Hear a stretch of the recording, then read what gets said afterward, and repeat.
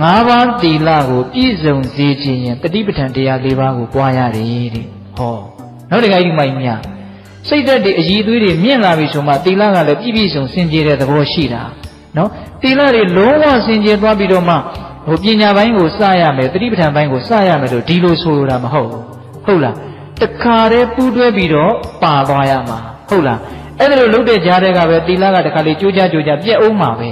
သီလဆိုတာ5ပါးသီလဆိုတာအရိယာမဖြစ်မချင်းလုံးဝစင်ကြယ်တယ်လို့ပြောလို့မရဘူးလွန်ကျူးခွင့်ကြုံရင်လွန်ကျူးအောင်မှာပဲဒါပေမဲ့လို့ကိုကကြိုးစားပြီးတော့ထိန်းရင်းတဲ့တတိပဋ္ဌာန်ကိုပွားများရမှာသဘောပေါက်ရလားဦးသိန်းပြောတာ